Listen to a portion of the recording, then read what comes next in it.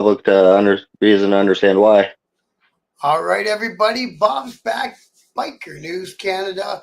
It's another live interview over here on the YouTube channel. So get in the chat. Ask whatever questions you feel like you want to ask. Do your thing. We're here. We'll answer everything that comes in. Today I've got Alex. He's from up in a beautiful part of Ontario, up in the Muskokas. He rides with a riding club called the Ghost Riders. And we're going to talk a little bit about that. And he's a tattoo artist. We're going to talk a little bit about that. So without any further ado, please welcome Alex to the show. Hey, Alex, how are you, brother? Not too bad, man. How's it going? Good. I'm glad I finally get to meet you. Yeah, for sure. Well, we've been talking for quite some time there, right? So I really like it. You were one of the first guys that started messaging me when I started getting going. Hey, Mike, how are you? Well,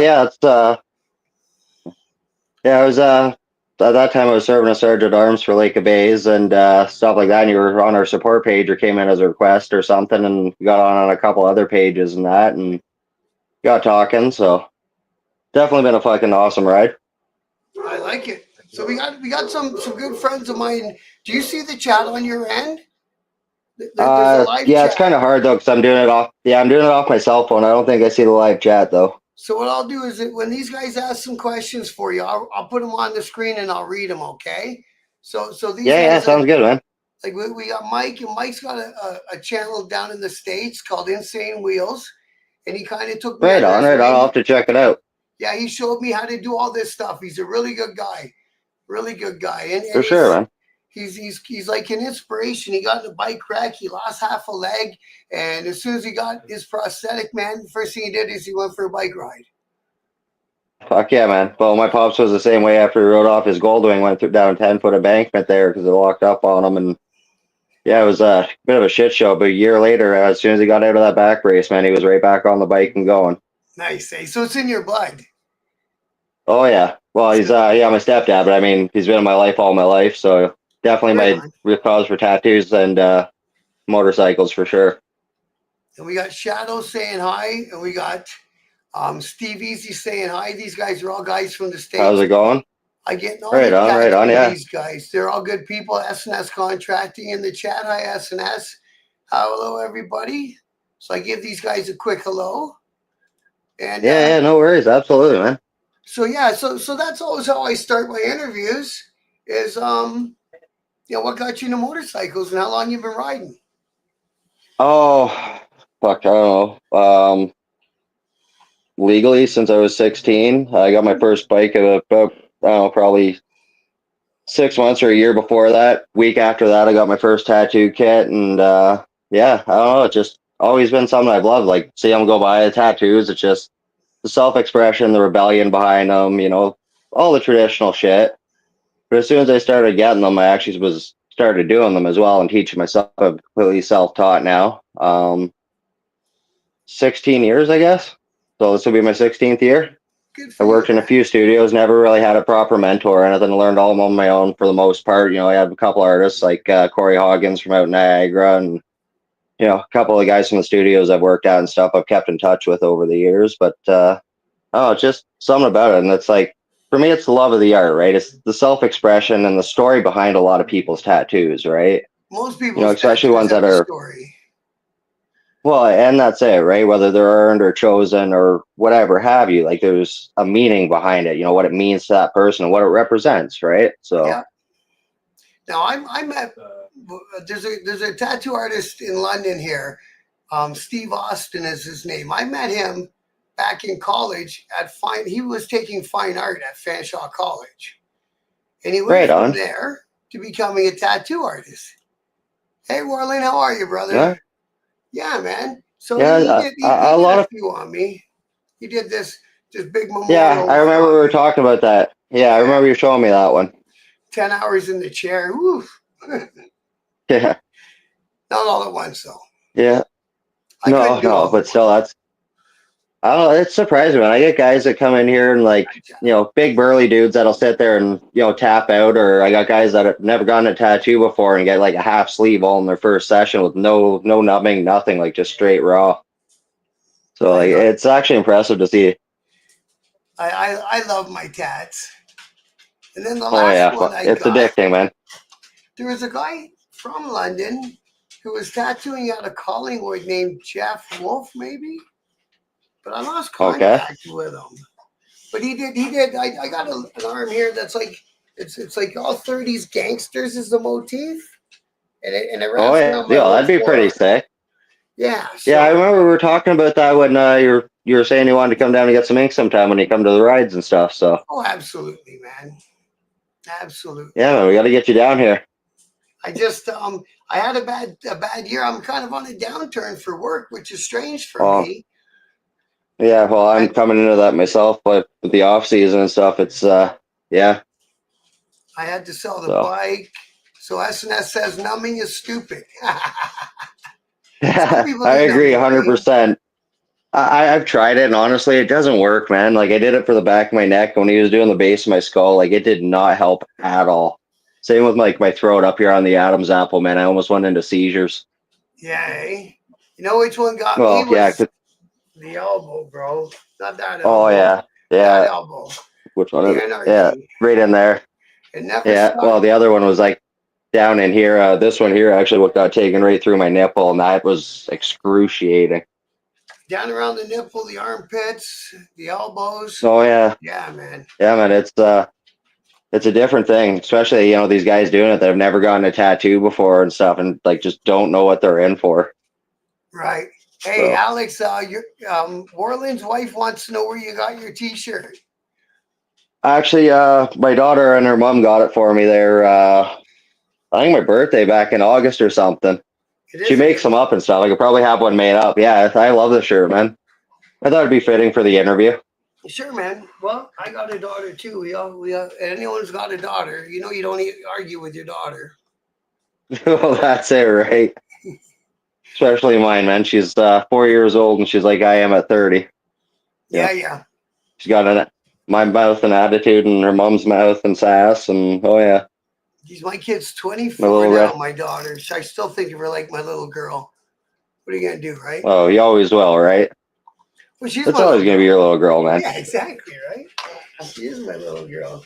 My Exactly. mine's even got mine's a grandma's girl. Like she's not really a big fan of dad all the time, but she's always a grandma's girl, right? So, but No. grandpa's the one who spoils her. So does your stepdad still ride? Yeah, yeah, he's actually our president of our charter now there and stuff. My mom's actually Oh, in our club as well. yeah. That's the So, cool thing about yeah. riding clubs is they're co-ed, so the man and the woman can have the same patch, the same Well, and stay. that's it. Like I know a lot of clubs like don't like to take on the female members and stuff, and I understand the reasons why, especially with politics and drama, and you know how it all Yeah, goes, exactly. Right. right? But we've actually lucked out in our charter. We've got had a lot of females come through that were amazing riders. Like honestly, could probably outride me a couple of them. But Yeah, yeah, and you know what? Yeah, and they're really good people, and you know what? They're actually a lot more committed than a lot of the men can be at times, right? So. yeah. Especially when it comes to like doing stuff for the community and stuff. They Oh, come with good ideas. Oh, absolutely. When it comes to that stuff, honestly, they pretty much run the show on it because, especially my mom and, the people that actually, even our supporters that help out with it, the females are always right on point. Yeah. Now So, you guys you're up. I said you were in Muskoka, right? So we're yeah, we're Bracebridge, isn't it? Lake of Bays. We do a lot of our events in Bracebridge. We used to do some up in Huntsville as well. We still do the parades and, help out with events up there. Yeah, We just don't do our bike nights up there anymore. There's, too many groups trying to do the same thing and it just kind of clashes, right? sure. Well, yeah, So. I know whenever I announced your bike night, it was in Bracebridge Right. last summer, correct? You, Yeah, the last 2 years, yeah, or 3 years. what nights are they? Right now there's Saturday nights. We've changed it a couple of times, but this year and next year I think we're sticking with the Saturday nights. It's just easier because everyone's already out riding, or we don't all have to race home from work and then rush out to wherever, right? That's the So, problem with being in the evening is you work till 6 and the bike night starts at 7. well, and that's it, right? And especially up here in the north where you got to travel so far to do everything, or a lot of us don't get off till 7 or 8 or whatever have you, right? So So. what did you say it is? The base, the three base? Ah, Lake of Bays. Lake of Lake of Bays. Bays. So is that Yeah. further up Highway 11, or is that off towards the lake? That's more like out. That's more closer to like out Highway 60 and stuff. It's like Baysville area, kind of out that way, like Okay. Dwight, Dorset. Okay. So So you're not getting this. it's where the charter was originally started. It's kind of migrated over the years. So Right. Okay. Yeah, that's what I was wondering, if you guys were all up and down uh Highway 11. yeah, we have pretty much up and down Highway 11 there, and we have a couple that are our newest prospect, even that's further north and stuff like that. Like he's coming from north of North Bay there. I can't remember the name of the town. And we have a couple that come from like Wasaga Beach and stuff like that, and it's pretty cool. Yeah, We have a yeah. pretty good group, man. We like, we're a pretty tight little family. How's the turnout for the bike nights? Is it like? It's ups and downs, right? I mean, it depends on the time of year, what events are going on. I mean, I've seen a lot of clubs are having the same issues where it's just attendance is up and down and stuff like that. The past couple of years with the economy being the way it is doesn't help. Yeah. But I mean, on average, you'd see, anywhere from 15 to 30, 40 bikes on average. That's a good show. So It's not bad for a yeah, small like I said, it's a community. lot. Well, no, that's it. But it's taken a long time for the club to get to that point, right? Like it builds over time. It's not something that just kind of happens. Yeah, yeah. It's a lot of trial and error. And then how many like big events like that do you guys do, like for one charity specific? One or two through the year? We usually do our one big poker run, but then we help out other groups. Like we help out Trekkie Rob there with Yeah. the hospice ride or any other little things we can do in the community. We're looking to actually branch out and start doing more little small things and stuff like that, and a couple other bigger projects coming on, depending on how things go. So we're Poor looking to branch Robbie. out into some other communities. Poor Rob came on the round table and he was being polite like a normal Canadian, and he barely got a word in. I felt bad for him, right? And then He's a quiet guy till he figures it out, right? oh, him and I did an interview like you and I are doing ages ago. He was great. Well, yeah, no, I remember that because I was the one who told him about you, and he was all over it, right? So Yeah, we he's a did really that. good guy. He's awesome to work with. Yeah. You got to get out and have a couple beers with him sometime, man. He's a fucking riot. Well, He's that's got it. fucking stories that would just blow you away. What did he used to do? Wasn't he a fireman? I'm not sure. He's done a lot of things. I know he's did a lot of tech support and stuff like that. I don't exactly know what, but I mean, now he just kind of runs his own company. He's a bit of a nerd, right? So, Well, he's a self-described nerd. He loves the Star Trek stuff. oh, you have no idea how bad it is. It's actually it's awesome and I love it. It's just I can't help but laugh, man, because he's just Rob being the way he is. But he's a great guy, man. Talk about community spirit, all the different things he gets involved in. Oh, like so many different things. That's why I'm always trying to help, promote his events and stuff like that. And like, he's just an awesome person, man. You meet him in person and he treats you like family from the moment he meets you. Beautiful. He includes everybody. He's just fucking an awesome guy, man. That's what I'm wondering if all them. There seems to be like 3 groups in Huntsville alone, between his group, and then there's these different ones that do the protectors of the youth and all that, and they all got good Yeah, ideas.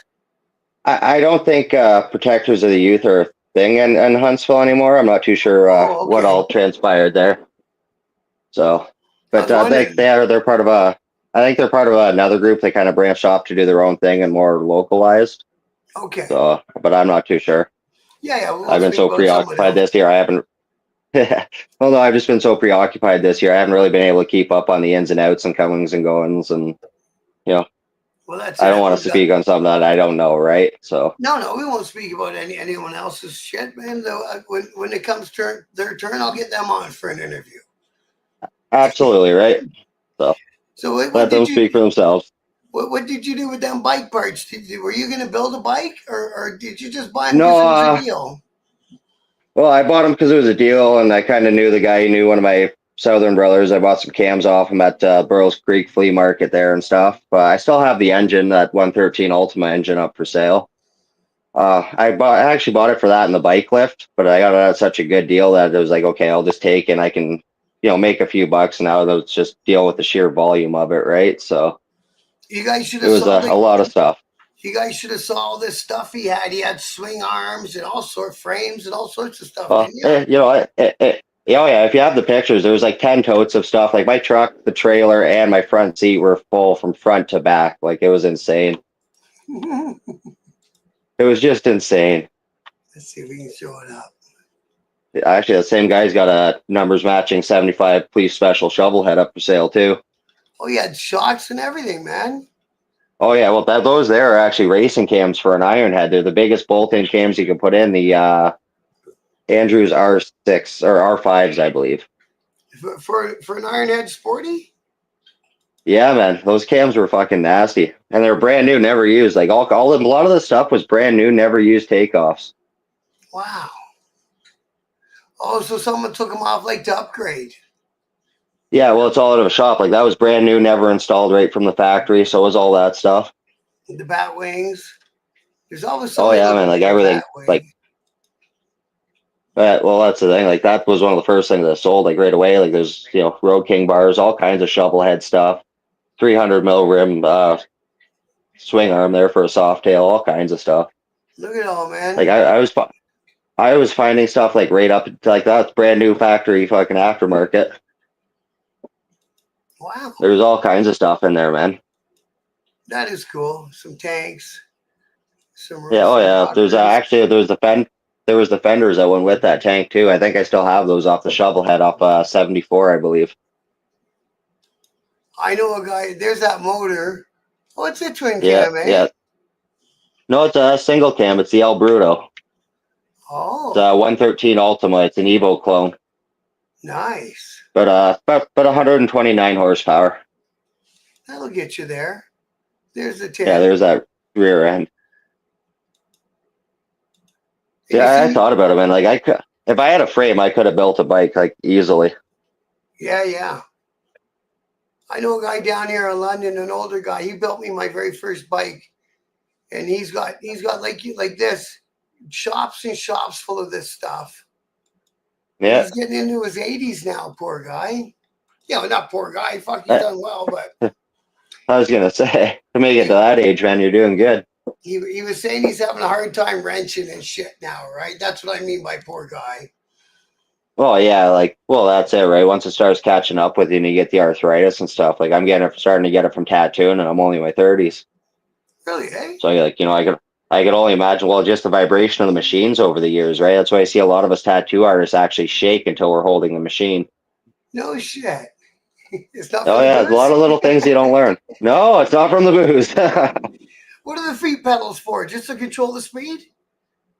That's just to cut the power in and out on it, right? Because all it basically is a big like an electrical magnet. I should have grabbed one before the interview there and brought it up. I could have actually gone through it and shown you. So that's all it is. It just basically completes the circuit, right? So when the pedal's just the on and off switch, unless you're using like wireless and stuff, which I've recently upgraded to as well, right? Doing it with RCA batteries attached to my coil machines. Trying to keep it traditional, right? I don't like a lot of this new technology and fancy shit. It's cheating, man. That's takes all the craft out of it. Yeah. Well, you see some pretty wild-looking tattoo guns out there now, but you always see the experienced guys and the guys who are really good at the craft always go back to the old machines. Yeah. It's I don't know. The rotaries are good, but the rotaries are good for what they are, but like they're good for soft shading. They don't lay lines the same way that a coil machine does. A coil machine may look rougher when the initial tattoo is finished than a rotary or a pen will, but the thing is it heals and it lasts longer. The pens and the rotaries don't have any give to them like a magnet does, right? So it's just constantly driving full tilt in there at 3,400 RPMs or whatever, right? So it's just it doesn't have the same give. They definitely dig. Like they blow holes right in your skin. They have no resistance on them at all. Man. Steve's got a good comment. My brother was a sick tattoo artist, but all the ink he did was in the joint, single needle, black and gray. You know what? Actually, that's when I was like 14. That's how I started tattooing on my buddies, using the ashes and learning how to do all that with like homemade tattoo machines and prison style machines and stuff. So I think that was some cool stuff. How do they make him in prison? They make him out of the cassette motor or I something. mean, well, yeah, it depends. Like, if I was doing it in there, I'd do it the hand tap way with the fucking eraser, the pencil, and you get the, a paper clip or whatever and file it down. And, as gross as it sounds, you use, a couple of drops of that person's urine actually sterilizes the substance to their body. It would be toxic to anybody else, but for them to be used on themselves, it actually sterilizes it, kind of like standing when you step on an urchin. Really, eh? Yeah. Is So that why they tell you to it's pee on weird the way. somebody? Yeah. Yeah. It's somebody, for that one, it has to be somebody else's because of the way it reacts with the poisons and stuff like that. But a person's own bodily fluids aren't toxic to them, right? So That's why you can drink then piss you got in to the think desert. pretty much. Yeah. See, and Yeah. Steve That's said a, yeah. Yeah. Steve said all of his ink is from the joint. Yeah, man, and like that's the traditional way too. Like I've done most of my own tattoos here on myself over the years and teaching myself. My legs are all covered, and my pops was one of my first lab rats. He's got a few I got to cover up. Well, you know, Problem with him is, my daughter, since she's been 15, she does those little crosses on her fingers and stuff. oh yeah. And Well, see, she's that's a cool thing about my daughter. yeah, Like, go ahead, sorry. but I think that's how she does them. She pokes herself, I think, with a needle. Yeah, yeah. She's just not going deep enough for it to stay and shit, right? So, I mean, I've done it. I got a few on my feet that I did that way and shit. So, Yeah, some even of them are actually, still on her. so I've got. I don't know The if you can kind of collarbone see it there. I got. sucks, eh? Actually, that one didn't suck at all, actually, and that one was all done by hand. That wasn't actually done with a machine. That was all like poke, poke, poke. It's both collarbones. Wow. So that one actually felt good and relaxing. So did my jaw here. I almost passed out for that. I was drooling down the tattoo chair, like almost out cold. Now, what do those guys, those native guys from other countries do? Hey, Tiffany, how are ya? They do that ones where there's a whole bunch of needles and they hit it with a stick or something. What is that? Oh yes. So that's like I don't know. Every culture has their own name for it and stuff. But what it is, it's basically whatever native wood that isn't toxic. A lot of them use like some like a bamboo or um, something along those lines. You know what I mean? Something that'll shard, but it doesn't splinter in the skin. And then they're using like creosote and ash, which is the cleanest substances known to man because everything's already burnt out of it, right? So Is that what it's just creosote is? it's a long process. Creosote, yeah, it's just basically all the burnt off shit. And then ash itself is, everything's burnt out of it. It's just Yeah. carbon, like straight carbon, right? So it's already pretty much pre-sterilized. Yeah, because creosote, isn't that what they wrap railway ties in so they don't rot? They soak them in creosote? Creosote, yeah. That's a different Yeah, compound. I'm trying to. Well, it's got like oils and stuff mixed in with it, right? It's not just straight creosote. So Okay. it's like if you hold let's say you hold a candle holder over a candle, right? Like the black stuff that you get off the flame. That's basically what it is. Okay. I catch you. And they use that for the coloring. Yeah, for most traditional black inks, that's what they used. Yeah, like that's still how they use sumi, make a lot of sumi inks and stuff like that as well. Because For I like know a guy Japanese art and stuff. yeah, years ago, he went to Thailand and he came back with a dragon on his back. And he said it was done Yeah, traditional way. I don't know what that means, right? that's all, or I think in Highland, it's like you said, like tapping with a stick or something like that, or it's hand done. It's traditionally done. That'd be cool. That'd be cool. It'd be a lot of sitting there squirming. Oh fuck! Actually, you know what? I find it hurts less having it done by hand. Like I said, like I had my collarbones done that way, and when they did it with the machine and did freedom across my chest here, like I could have passed out. Like that was excruciating. Mind you, I was 17 and fucking smaller than I am now, like half the size I am now, right? So And like you stupid shit you say, do when you're young.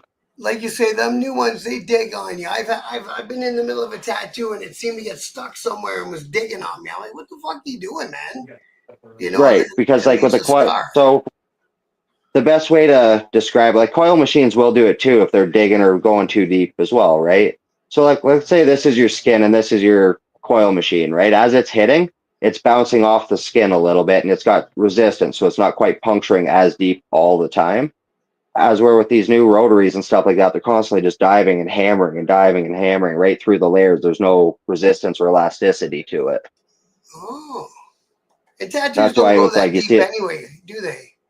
No, it's about 2 millimeter. I mean, it depends where on the body. It depends on the person, the skin type. There's variables. Yeah. Yeah, I had a brother in the club I was in England, and he did, I don't know, some Gaelic band on me. And holy fuck, did it Oh ever yeah, scar up, man. Scarred up bad. a lot of them do. Well, and again, but that's back in the day when tattooing wasn't as accessible as it is now. Well, I remember back in the day, I couldn't get a color to stay on my skin.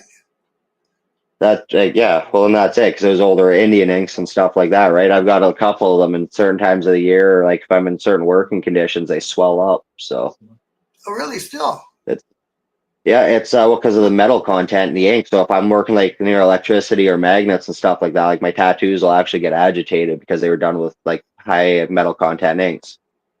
Well, that's interesting. Yeah, stuff you don't know when you're 17 or 15 and hacking on yourself, right? Well, stuff like that, I would never know. I know that everyone got excited when there was a tattoo studio in London and Blue Dragon, they're gone now. And the dad was Yeah. British and he would bring all the ink from England and they're all Well, so that's excited. because because over there it was already moved into a lot of vegan friendly, and Europeans have I don't know what it is. They're health freaks, right? They're always very healthy people. So Yeah. they're their society and their regulations are 10 years more advanced than ours, right? That's why I use a lot of these fusion inks. Older inks like Mothers, but you do have to watch a lot of their colors because they do have high metal contents and stuff like that. So you got to try and stay closer to the vegan friendly stuff. SNS wants to know, does the color red still have gold in it? No, and that's actually a myth. There was one artist that mixed it with it was gold bicarbonate or fucking something like that. It was just a little gold powder looking shit, and all it was a filler. So there was this whole thing, but oh my god, he's got gold in his ink. Oh, so it wasn't even as pure as like gold leaf in a paint job. No, no, That's what we it need up wasn't here even in more gold. It Canada. was just well, I actually know a couple of airbrush guys that get into that stuff. That's something I want to get into is doing the paint jobs and stuff eventually. I have the stuff, I just never have the time, right? I like those Mexican looking paint jobs that they do. You know what I mean? With all different Yeah, colors man. and patterns. And, they're Well, really and big that's on the that in thing. California, aren't they? Well, oh yeah, well, absolutely. Even my girlfriend and my mom both, or my grandmother, not my mom, crochet and knit and stuff like that. So I got them doing like doily patterns and want to get them doing more stuff for me to actually use in paint jobs on my bike and stuff. Just that personal touch to it, right? Right, right. Yeah. I've got an airbrush guy down in here in London. I keep forgetting to get a hold of him. I did a show about him, but I didn't have him on the key. I didn't have this set up then, right? So I True, yeah. either got to go to his shop when he's working on a big project, or get him like sitting where you are and do like we did with your bike parts and show his photographs. He's done some cool work, like whole bikes in a big theme, superheroes and the Yeah. Hulk and all that shit, right? Yeah, man. Well, the guy that's still got my bike right now putting the transmission mounts in after I blew the transmission this year, right after I got the fucking bike. He's actually an airbrush artist. He was one of the best in, I think, Ontario or Canada for doing live fire, like the realistic flames and stuff back in the day. So he's talking about doing some airbrushing on it. That'd be good, eh? What were you Yeah, building? man. Didn't you have something torn apart with something broken in the primary? Yeah, that was yeah. So that was and I actually grenaded the whole clutch when my mom blew her back tire up on the 400, scouting the ride for our poker, our juvenile diabetes poker run, actually. That's what you do, the juvenile And diabetes, yes. yeah, that's what our charter is. I think that's pretty much what it's been since 2015 when our charter was founded. So, and then our club as a whole, I think, was established in early 2010, I do believe. Yeah. You've been around a while then. So, yeah, coming up on 15 years. So that's a pretty good mile marker. Most clubs don't survive the first 3 to 5. So, And oh, you got Jason saying, Alex, you sexy MF. Hey, Jason, how are you, buddy? how's You'll be on here soon, bro. I it know going, you man? will be. Yeah, yeah. Well, eventually, right? Yeah, man. Well, see, I don't want to get everybody at once now because it's a long winter. I want to have one a week Well, for and the that's whole it, winter. right? Well, that's it. I'll definitely do another one with you about the club and stuff like that, a little more detailed and stuff. I just, like I said, I want to make sure I have facts and histories correct before I, go to saying something that may or may not be accurate, right? So, Right. And your club's got other chapters down east and stuff too, as well, right? yeah, we have one out east, two out in Alberta now. Used to be three, I believe, and I think we still have one, two, six in Ontario or seven in Ontario. Our mother charter is actually out of Guelph. So, and then we have Lisle, Wellington, three cities, Norfolk, and then I think Lake of Bays. I don't think I'm forgetting anybody. Oh, so And the so, Guelph guys are part of your club, or you're part of their club, or you're all part of the same club. yeah. Same with Lisle, and then three cities and Wellington and stuff. Yeah, Guelph is actually our mother charter. I So think Three Cities is doing a big toy drive right now. that's actually Guelph doing it. I think it was just posted on the Three Cities page, but Three Cities actually has been doing a lot of amazing work, man. Nothing but mad respect for them. A That's lot cool. of food drives, a lot of toy drives. I think they're doing a couple of parades. We're getting ready to do a couple of parades now. We have our first one Saturday in Gravenhurst there, so we're just getting ready for that. We're trying That's to a do the Huntsville one, and then I think we're trying to do the Bracebridge one as well. that's a pretty little town, eh? Gravenhurst and Oh yeah, Bracebridge man. are both pretty little towns. Yeah, it's It's a nice area. It's a different style of living up here, right? It's not the same pace as everywhere else. yeah, that's true. And And see, honestly, we have some go of the ahead. best riding in Ontario, so it's the best part about it. I got a friend who's You know? in the federal joint up there in Gravenhurst. Yeah, I remember we were talking about that. Yeah, so he called me and I told him that I was doing this and I was talking to a bunch of clubs. I've been happened to be talking to one from close to where he's incarcerated. He goes, "Yeah, the Ghost Riders." So he's heard of you guys from inside. That was pretty Yeah, cool. yeah. Yeah, well, we're pretty well known club and pretty well respected. We keep to ourselves. We don't cause a lot of problems. We're friends with everybody. We keep out of the bullshit. And we just try to do good in the community and keep it family oriented, right? Right. Well, I think that's what my opinion anyway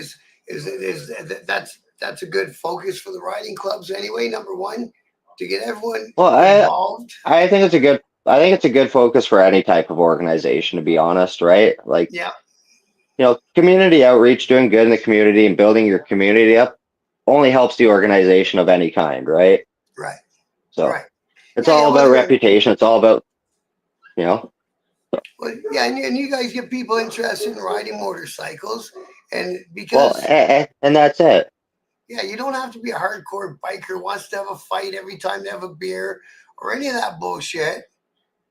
No, you know what, honestly, and we try to keep ourselves away from that stuff. I mean, people people are people, they do what they want, but Yeah. we try to keep away from all that and try to keep it on, a more civilized level. Yeah. Yeah. So Steve wants to know what kind of bikes you guys ride. Well, honestly, we take in anything. We have a couple of Can-Ams that are interested in joining. We have our tail gunners actually on a Can-Am Spider. Uh, our president or uh, rides a Harley. Our vice president rides a Suzuki there. Mom rides a Honda. I have a Harley and a Honda, and then a VW trike. I've been trying to get around to building the trike I was telling you about way back there. So Yeah, I agree, Warland. Community service has to come first. absolutely, absolutely. Which is, I and You know, you you and I have spoke about this. That's the reason I've done this channel, is not to glor not absolutely, to and yeah. I don't want to that was one glorify of the the biggest. bad guy image. I want to glorify the community spirit part of it. Well, and that's it, and that's why I loved it. After me and you got talking that first time and got to know each other a little bit and our backgrounds, and some of the mutual experiences we both had throughout it, the good, the bad, and the ugly. Oh yeah, I mean, you know, it's the fact that you wanted to do good, you want to reach out to the community, and you want to, change the image that bikers have and clubs have away from this negative false media stereotype, right? Too many right. people have watched bad television and then think, this is how it is. I exactly. know you've experienced it, right? So Oh my yeah, favorite one's, oh, you guys are like Sons of Anarchy. yeah. Like, fuck. And It was a good especially, show, but it was just a show. it was just a show, and I don't know how many people have told me it had Shakespeare as the underline, right? There was a Shakespeare story. It was a Macbeth. Yeah, sort of. Yeah, like I mean, I didn't read too much yeah. Shakespeare. I could kind of see that, but at the same time, it also plays into a couple other stories throughout history, especially in modern history. So especially down in the States and stuff. Right. Well, and Steve's got a great point here, and he's been around different scenes for most of his life, and he's always in the chats, and he's always got good points, and he knows way more guys and gals who are out doing positive things than bad, but the bad always gets the attention, right? Well, but that's it because everyone has to have there has to be a villain, right? And the bike culture and bikers have had that image since the beginning because it's all the guys that came back from Nam and everything else. They got Yeah. shit on. They had to have a villain. The government, society always have to have a villain, somebody to hate, somebody to be the scum, right? Especially those Vietnam vets, they got treated poorly, very Oh man, poorly. those guys got fucked hard. Yeah. They were just doing as it was told, man. They didn't even want Well, to and do that's it. it, right? They No, got scooped exactly. out of their fucking houses and sent there. Well, that's it, the draft, right? So, Right, and a lot of people don't realize the shit those guys went through over there, and not willingly, yeah, right? Like, those guys are watching their buddies get blown apart, fucking guys coming in the middle of the night and fucking doing whatever. Like, yeah, man. It a was lot of pretty crazy.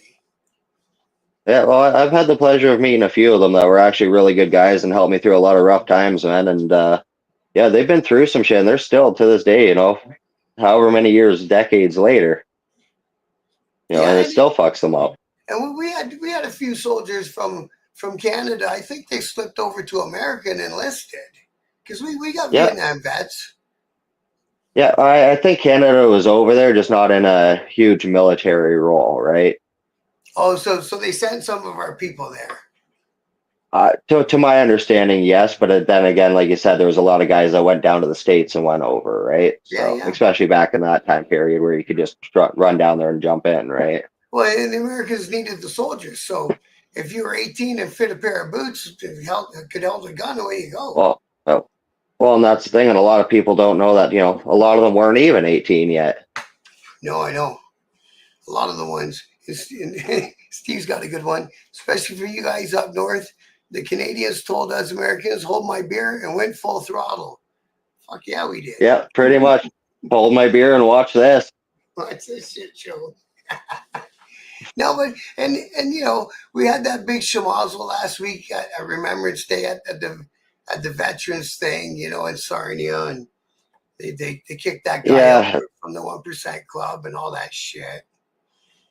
Well, and there was actually a Legion that was just shut down. I can't remember where it was that's been supported by one percenters. It's since the beginning of fucking time. And they shut it down because it was supported by one percenters, but they don't realize a lot of those one percenters are veterans. Right. Those people have gone over and served this country and then they're shit on because society doesn't accept them. I don't think that's right. Well, that club and the other big club were both formed by veterans. Exactly. And I think the other two big You know, clubs in America were formed by veterans as well, I do believe so as of I different do believe wars. you're correct on that. Yeah. Yep. See, Warland said he got to So talk to a Vietnam vet who was in the Tet Offensive at the VA, and he cried when I said, "Welcome home, brother." That's crazy, eh? yeah. And there's been times I've been at parties or at my grandparents' cottage when they had it, and I'd light a fire with gasoline and that poof, and guys would jump under picnic tables or fucking flip tables and run and shit because it was like PTSD. They're thinking grenades and stuff are still going off beside them. Yeah, no, It's you don't think about it. You don't think about it until you see it happen, and then you understand why they're that way, like what they went through. yeah, yeah, yeah. And Well, I seen some bad results of gunplay in my the organization I was in, and yeah, you know, I've been some involved in it myself, sometimes when or I not hear involved in it. Sorry, but. when I hear a bang, I reach, and it's like, oh, I don't got nothing to reach for anymore. I'm out of that life. Well, and I do it myself sometimes. I think about it, or you wake up in the middle of the night after a nightmare, and you're sitting there looking for something, or fucking trying to figure out where you are, or what's going on, or who's coming in, and it's like, oh, it was just a dream, and people don't realize that stuff, right? Yeah, man. Yeah, So they there's one of the young guys who does these shows with us, and he's like more your age, right? And he's a right. veteran from the Gulf Wars and all that, and so he started getting a lot of his fellow soldiers on to talk about because it's a big thing, right? Absolutely. I think that'd be awesome. I think if you get a couple of them on here and just, speak about their experiences and stuff like that and start helping them, putting them first for once, because our government doesn't, No, geez, no. right? Like our government doesn't care about them. They put them through the meat grinder, bang them back, and expect them to conform to society when it's, You'll be lucky they've to get had that stripped away ODSP. from them. Hey, you'll be lucky to get Exactly. ODSP for fuck's sakes. Well, and that's it. And that's where there's so many veterans that are homeless right now and they can't get any help. And they're dealing with this PTSD and loss of their families because they couldn't come back to society. Yeah, yeah. And I think that's wrong. And you know what? Our government and our society doesn't want to help them at all. There's actually a guy down in Kieran Gravenhurst I'm talking about with Rob there and talking about helping that wants to turn his property into a campground. He's allowed a couple of people, the trailers to rent a little bit of a space. He wants to he's fighting with the town to have it rezoned as a campground so he can do it and then have the clubs coming in and putting on charity events and stuff like that. Just a nice little spot. It's actually a beautiful property. Great It'd be older great to guy. have a spot, wouldn't it? Yeah, absolutely. Like, you know what I mean? And to have it as, a registered campground and stuff like that so the community can actually, increase tourism and stuff, right? So, Yeah, yeah. No, because when I was in England, one of the chapters in our club did it. It's a big event. It's an all weekend event, and they make back then, and I'm talking 20 years ago, was £1 million what they brought in, and everybody in that yeah. chapter, that was their job, was to get ready for the next year one. You know what I mean? In the Yeah. next year one, in the next year Well, one. that's like Trekkie Rob, man. He's already been on to the next hospice ride, plus all these other things he's doing like for months. It's like from the moment the last hospice ride ends up till the end of the next one, he's on it like white on rice, He's and he does loyal. that with 3 or 4 different events. Like I can't even keep up with what he's doing anymore. He's got so much stuff on the go. Yeah, he's a good guy. And He's such a good guy. oh, he's an amazing guy. Absolutely. Anyone that has a chance to come up and hang out with him at the hospice ride and meet him and stuff, I strongly encourage you to, man. He's an awesome, awesome individual. And his wife, Nancy, is actually great too. So What she's do you another think? one that rides that. I think a Riker. What do you think of those veterans motorcycle clubs? We don't. Do we have very many in Ontario? Um, we have a couple I know of. I can't think of their names off the top of my head. But then there's also a couple that are supposed veterans clubs and stuff like that are more geared towards law enforcement. Okay. So I don't know which ones are which. I just don't really get involved with them. If I see them at an event and stuff, I'll shake their hands and stuff like that. I don't try to mingle too much, right? I think there's one in Hamilton. Maybe I'll have to track him down, see if I can get him on. May as well. I see. And Yeah, again, absolutely. Well, that's part I of the think it'd thing. be great for you. It's just, so go ahead. I want to try to get all you guys, all your clubs on here to give everyone a fair shake of explaining what the clubs are up to and what they do. And Well, if there, even charter to charter, right? Like I think yes, I've been telling a couple of my other charter brothers and stuff like that. Like if they wanted to come on and stuff, you'd be all for it because I think it'd be awesome, right? Like it's a 100%. great way to get out to the public, And right? then And if you're that's the looking biggest for thing and the biggest members, problem. we can explain to them how the steps. Hey, you can't just run right up to one of us and ask for a patch. Come Well, meet us. and that's it. I mean, there are clubs out there like that, Sure. where you can join a one piece association and stuff like that. But then when you get into certain other types of clubs and certain statuses and the politics and all that crap, there's different procedures for joining different clubs, right? Like it varies from club to club and a lot of times even charter to charter. But that's what I found on the It'll be famous here in the States. Yep. That's what I found even on the riding club set is there's like you say, there's different how I say it levels. I know of one club that you, Yeah, you prospect into it. So, yeah. so you Ours guys is the same way. oh yeah, Minimum 6 month period to prospect into the Ghost Riders. So, so now I know two clubs that and you prospect into. uh, most clubs I know actually do. There's only one or two I know that don't. They're one piece associations. Hmm. I know for us it's a little bit different. We were one of the early riding clubs, just like Southern Cruisers and a couple of the others out there. Austin. I've seen you do interviews with them and stuff, and they're awesome people. I know Yeah, a few of them, and I've had the pleasure of meeting a few of them, and they're absolutely amazing people. So sure. anyone that has a chance to get to know them, I fully encourage that as well because they're just awesome to have around and hang out with. Yeah, yeah, and they got such a varied spectrum of people in their club. And I asked the guy from Windsor straight out. I said, "Well, what if you do if the guy gets in your club and later on you find he's got something in his background you don't want associated to your club?" And they just vet him. You know what I mean? They do. Yeah. You know what kind of people I'm Well, talking about. You don't want your club oh, I associated. know. I know. No, no, I know exactly what you're saying, but that's also part of the prospect period. Like, you got to hang around for a while, at least with us. You got to hang around for at least a season.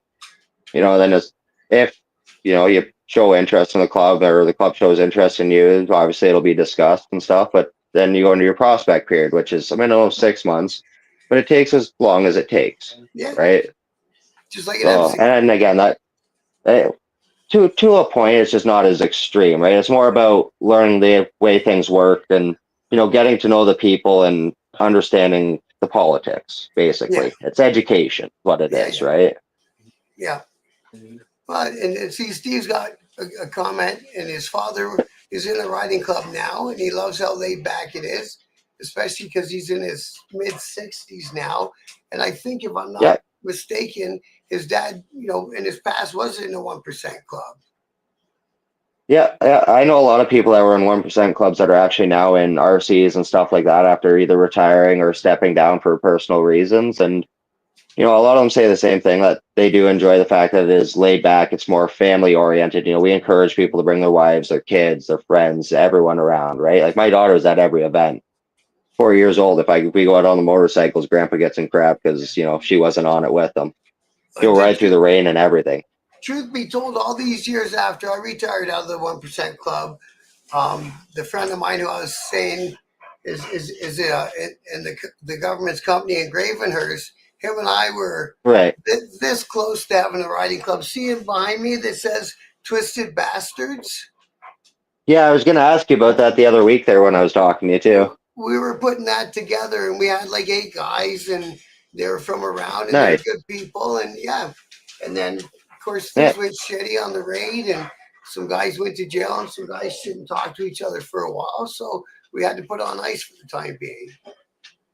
Yeah, well, it happens a lot in life, right? Like I've got a few different projects, even with my clothing lines and stuff, where I've had stuff like that happen, or just you know, life kind of throws its curveballs in there, right? You don't always get back to things when you intend to. Exactly. And now he's getting out in the spring on parole. So hopefully Nice. I got some work for him. I got a company I'm trying to keep afloat. And Yeah, well, that's it, right? when he gets out on parole, then I want to have a job for him. Well, and that's it. And that's the best thing you can do for a brother, right? Like he Yeah, wasn't a brother, he should come out a brother. yeah, So, yeah. And and he's and gonna be in a he's gonna be in a halfway house, so he needs a job. So he may well, as well have a and job that's when he it. grows. Well, and that's it. At least you're going to try and keep him out of shit and make sure he sticks on the right path and help him integrate back into society because not many other people are going to, right? Well, no, because everyone knows him for one thing, and they'll be, hey, let's go make $1. Yeah, and that's it. And you got to keep, Yes, you just got to keep him away from that stuff. That exactly. stuff's not worth it anymore. Back in the day, you guys could make money on that stuff, and you could make a living doing it. It's not like that anymore. No, And you never know what's coming or going anymore with the way things are with all this fentanyl and shit in the streets. I mean, well, that's it. like you and I have talked, I was in a rougher lifestyle when I was younger and stuff like that. And, I made a lot of money. I won't lie, but I also did a lot of stupid shit with that money. right? Exactly. And nowadays it's just there's you can't make an honest living. It's better just to not deal with it and to, do it the honest way. Being able to sleep at night, knowing what you're safe, your family are safe, they're provided for, and you don't have to worry about nothing, man. You make more money that way than doing stupid shit. Hi, Barbie. How are you? Barbie's from the Western provinces. Right on, right on. Are you guys? You said you guys are out west also. Yeah, Alberta. I can't remember exactly where the charters are out there, but then we also work with a couple other groups out there, Templars, Natty, and stuff. We're friends with a couple of their members out there. Really amazing people. Right I'm on. actually gonna try and get them to do an interview with you as well No, that'd because be they do a great. lot of stuff with they do a lot of stuff with child abuse, and they're all over Ontario and Canada and stuff. So Oh, are they the one bikers against child abuse? There's no, a that's group Baca. that's These Baca. ones, the Templars, Natty, or the Northern Templars, or give me a second here. I want to make sure I got this one right. Yeah, You still there? yeah, I'm still here. What's All it right. say, Steve? All my friends from the younger days are either in club, fed, or gone. The fast dollar never lasts. Well, every penny I made doing the fast dollar, I don't have fuck all of it left. Now you're froze right now, bro. Maybe just because you're looking at something. Yeah. Yeah, Oh, it's the Templars, Natty. It's a purple or white background with a purple patch. It's got a three-tier cross on it. They're not an RC or anything like that. They actually categorize as knights, almost like the Knights Templars, and they deal with a lot of child abuse and sexual assault victims, stuff like that. yeah. Super amazing individuals. They put away quite a few pedophiles and stuff like that, and got them off the streets. So Oh, that's big they're work, very man. amazing people. We met them at the International Bike Show down in Toronto, actually, with my daughter, her first year there with us, and they've treated us like family every day since, man. Absolutely fucking amazing people. That's cool. So Yeah, I'd yeah. love to get them on here with you. I got to get linked up with some people from Alberta because I've been sending messages, but not too much response. But Well, you know who I they're got?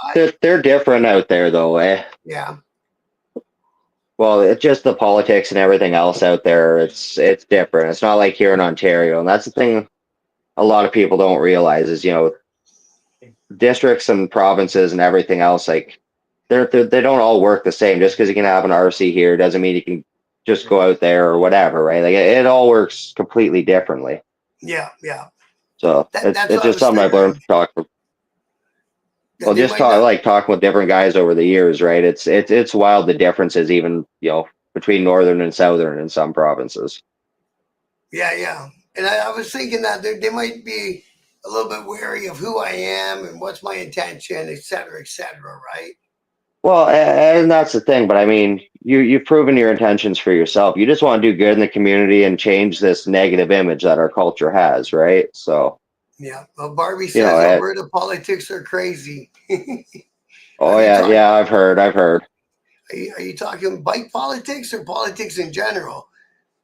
Because that All of premier the over above, there, yeah, I think so too. That premier all over of the there, above. she says some crazy shit. That lady, but she Yeah, got she's like the elected. Canadian version of Donald Trump. And then more extreme. That's what I found a lot of politicians who thought the Trump way to do politics is a good way, which it must have worked because he got elected, right?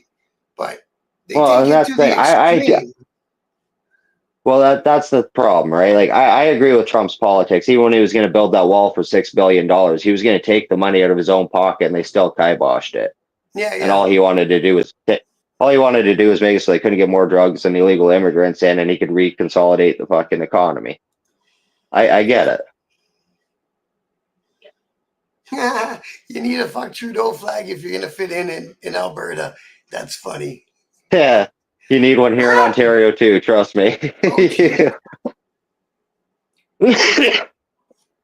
Yeah, no friends here.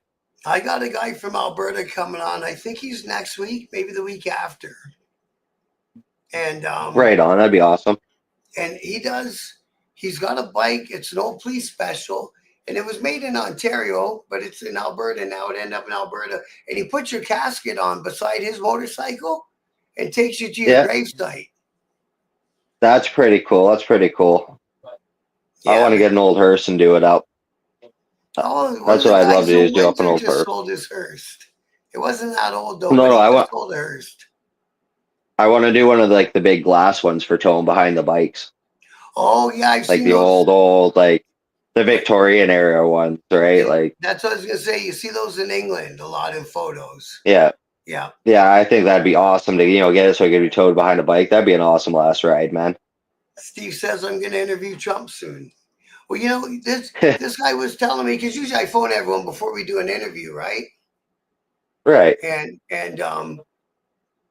you remember those guys from shit, the native club in northern, the native club up north, that they had the bad bike Yeah. rack. Yeah. So he did both those heroes.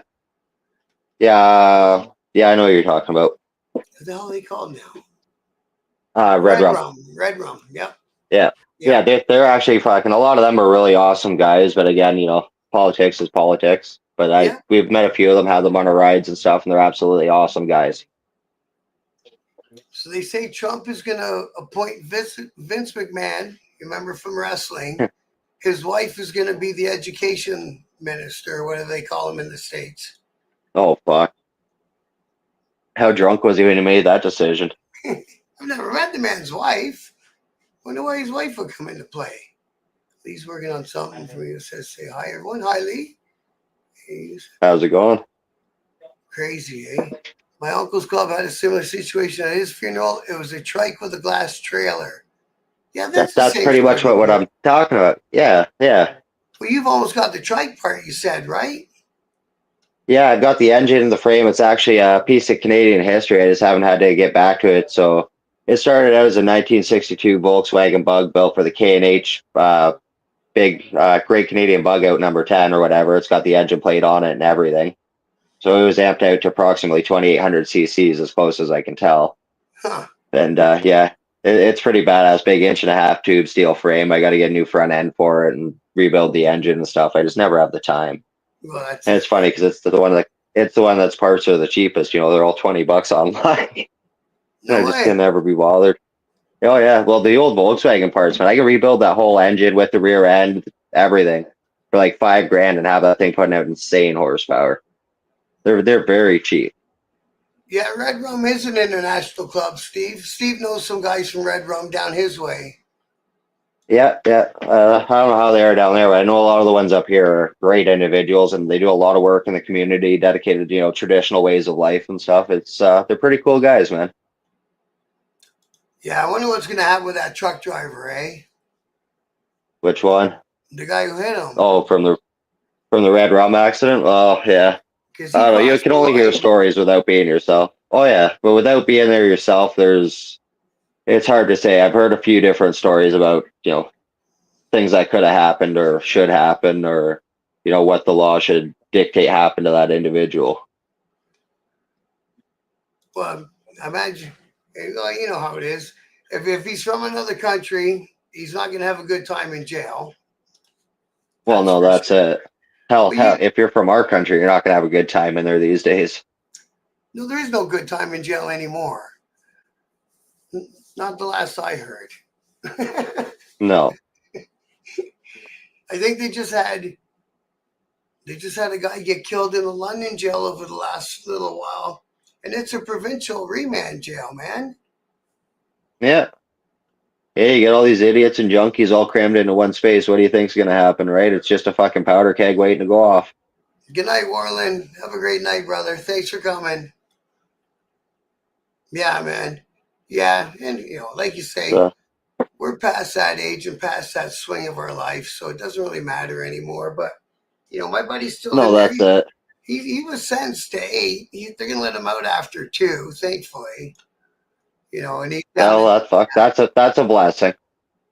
Big one. That's definitely a blessing. They own him for 6 more years. Yeah, but at least he's not in the fucking crowbar. He's out here and kind of reintegrate back into society and get back on the right path, right? Yeah, and hopefully, because and in there, all you're doing is making more connections and more people that are in for the same stupid shit you are, right? So that's it. Most of the young guys come out and and get right back. And then, I won't lie. The last 2 times I was inside for whatever it was, and when I got out, I went right back to whatever it was because that's all I knew, and I had to Well, get some and this money in is my it, pocket right? because it's not like they're Well, and teaching you that's the nothing saying. in jail. No, and that's it. And I mean, I've been blessed on that way where, I was never to that extent where I got caught. I Yeah, did some really fucked up shit. I just, didn't have the misfortune of getting caught. that's good. In that aspect. I mean, as a tattoo artist, I've thought about going inside a few times just for the sheer amount of profits I know I could make in there. You Then that's imagine? my favorite line.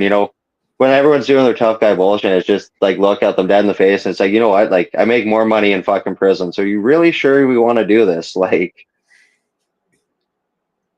it's just I don't know. And then I think about it, it's like, yeah, it's not worth the time away from my kid. It's not worth the time away from my club. It's not worth the time away from my family. And that's the thing about having kids. It changes that your whole viewpoint. Barbie from No, it Alberta, did that. she says she's got an uncle that does petty stuff in the fall, so he gets shelter and 3 meals for the winter. And I knew some Yeah, homeless guys in there that did that. I know of a few people actually, especially even up here in Muskoka that do that. They just can't get their shit together. That So was yeah, I such a don't know. pain in the ass. When I was in Penitang jail, or no, yeah, I was in Penitang jail, and I had court in Perry Sound. And once in a while, we would swing all the way over to Gravenhurst to pick up somebody from that jail because they had court over in Perry Sound too. It would fucking take Yeah. forever on that goose, man. Oh yeah. Well, Chained and up Perry to a Sound's not bunk a great bed. area either. Man, oh man, they stopped me for speeding. Next thing you know, there's 8 cop cars around me and I'm in handcuffs. And my mom's going, "What the fuck is going on?" Yeah. She was my surety, right? And I'm like, "Yeah, yeah." She said, Yeah. "Here comes the extra cars. I'm going to prison." She said, "Well, come on, I'm your surety. You're allowed to be with me. We're out of my area." So I was with the woman that put Yeah. up everything for me, but we drove out of our county to drop my kids off to my ex-wife, and they yeah, back in I went. Oh. Yeah. Well, that's the man for you. They love to fuck you any way they can. Well, your brother did 24 years straight. Whew, Ooh. that's a bit. Ooh. I knew one of the old timers from the club that I was in. And of course, I met him when he was doing his time at visits and socials and stuff. He did 25 in his 25 life. So even when he got out, he still couldn't associate with nobody or go back to the club or nothing. You know what I mean? He was lucky he got. But the way history played out, that not being able to go back to the club could have been a blessing for him. Especially back in those days. And he already did 25 for that reason, right? How much more can you do? Well, well, and that's it, right? Especially at that, you've already given your life to everything, right? Yeah, So yeah. And then that's the hard part for the young guys that come along and they don't know anything about these people and they just want to rah, rah, rah and blah, blah, blah and puff out their chest. Well, you got to remember there's some guys that gave up their life in custody for this thing and some guys well, that gave and up that's it, right? their actual lives, you know? Well, and then that's the thing, right? Is bike culture isn't the way it used to be, right? I'm gonna Yeah. step out on the deck here for a smoke, so Okay. if I lose you, Oh, what's that joint? it's a no smoking Yeah. inside the house rule, is it? Oh yeah. No, they won't let Oh, Bernardo out. Barbie was asking if we think they'll let Bernardo out. I don't think they'll let but him out. no, they better not. They made the deal with his wife, the deal with the devil, they call it, right? Yeah, and then she was allowed to be a school teacher after that. You know that her lawyers knew that there was more videotapes hiding in the ceiling when they made the deal? Yep. Oh yeah. Because those videotapes showed what they did with her own younger sister, and that would have put her in the Mm-hmm. same spot as him. Yep. Well, but lawyers, they are what they are. They're fucking blood-sucking parasites. I can't believe that. I always thought, You're an officer of the law and full disclosure and all that shit meant something. Well, no, they're just in it for the money. They don't care who's right or wrong, or you know what I mean. Yeah, you're right, They're just Steve. in there for money. Steve said, you don't see too much guys in the club doing 25 years for the club anymore. The old guys would man up and do it, but nowadays everyone just snitches. And I think that's why everyone wants to be, is leaning towards more of the riding club life, because it's not a thing where you might have to do that sort of activity. Then if you're going to be a one Well, percenter, well, you better be ready for what comes with it.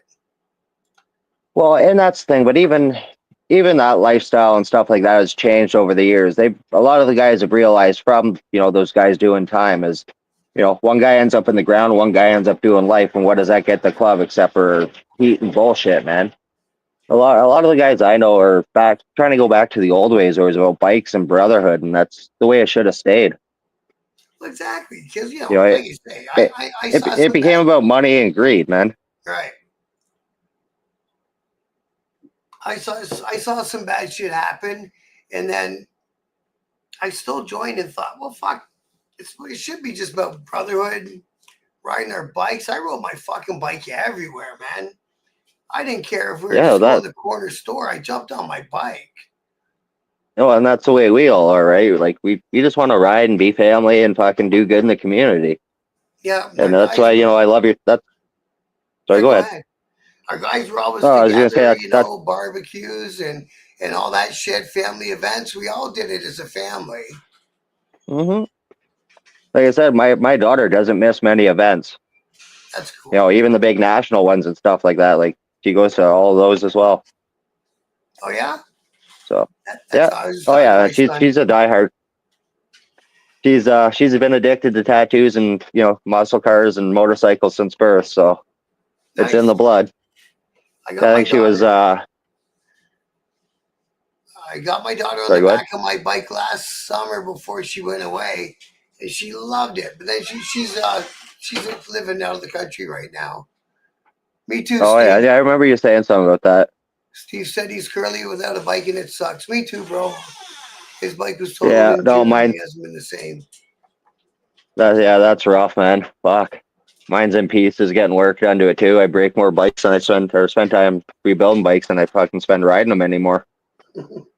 He said you got the Honda for the other bike, right?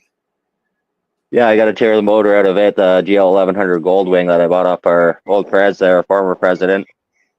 Um, yeah, it's the thing's a rocket ship, but it's I got to do the stator, and it's a 12-hour job to pull the engine, do the stator, and put the engine back in. So I just haven't got around to it yet. I was going to say those Hondas are usually bulletproof, but the stator's part Well, of the the thing's charging system. well, it's at about 200,000 k on the bike. It's been since 1983 was the last time it was rebuilt or anything. Nice. Are you going to rebuild it So when you got it out? I've got it up for sale right now with a parts bike and a bunch of extra stuff after I bought my Harley and got another Harley and stuff. It's something I want to do, but again, it's just like the trike. I never have the time anymore, right? Is your shop pretty busy? I don't work out of a shop actually. I work doing road construction, and then I'm tattooing part time and stuff privately right now. And Okay. the odd time I branch out to shop. So you're in the grind, just working it out like everyone else. Yeah, yeah, that's their thing. Like our club, we're all blue collar people. We're all full time workers, family men. Family women. Yeah. It's you know work, family, then the club, right? Yeah, yeah. And beyond that, dude, how much more time is there really? No, and that's it. You barely have enough time for that most days. Now, what You know, road it, construction are you in on? Did you get in on one of those big projects? no, I work for Fowler's Construction here in Muskoka. I think they just hit 75 years. They've been open. I work doing water and sewer and stuff like that. So I'm doing like a lot of subdivisions, digging up the roads, new water mains, stuff like that, culverts, whatever. Are they building up there? Oh yeah, a lot of them. There's talk of another 4,500 homes going in next year, Whoa. like starting next year. Yeah, they've got three subdivisions on the go right now up in Huntsville. Bracebridge has a couple, so it's starting to grow. A lot of people from Brampton, a lot of the new Canadians are starting to migrate this way. What are they gonna do for So, work? What's up there for work? not a lot. A lot of them own like restaurants, stuff like that, or they're getting into construction or the trucking trades. We have a couple of them actually. One of them on our crew is from Punjab. He's actually he's an amazing worker. It's the language barrier tends to be a bit of an issue. But Yeah. I mean, he rode bikes over there. His second day on site, he actually moved my bike downhill on grass. Mind you, knowing he was a new Canadian, I was an asshole. I parked right on his fucking bumper with my bike and just left it there. He turned out to be a decent dude, but like I've come walking around the corner at the end of the day and everyone's looking at me going pale, like, don't do it, Alex. Just don't do it. I'm looking like, what the fuck you talking about? Just look up the hill and don't do it. Look up the hill and they just watch the blood drain from my face. I'm like, don't do it. So I waited a couple of days before I said anything to him. Like, hey, just so you know, over here, you don't touch a man's bike. He goes, I understand that, and I'm sorry. You're on my bumper. I'm like, yeah, I know. I was being a bit of an asshole, and you know why. And he's like, yeah, but you know the problem with Ontario? I'm like, what's that? There's too many fucking immigrants here. That was like that was the first conversation. He's like, I used to ride big like Royal Enfields over in India and stuff like that, and normally I wouldn't have moved your bike, and your bike's heavy. And I'm like, okay, well, sit on the seat first off next time you fucking try to hold up a bike. Sit on the seat and hold it up and see how easy it is. And he just picked it right up. And he's like, oh, that's way different than trying to push it up a hill. Yeah. What was you So on it's the just, Goldwing or the Sportster? no, that was on my Decker, my FLH. Started as a fat boy down in the States there. It's an American engine on American police bags on a aftermarket frame. It's actually branded as a Shark. Oh, So, they're hard to but insure now, aren't they? My last club bike no, was on an aftermarket frame. no, this one's $75 a month on insurance.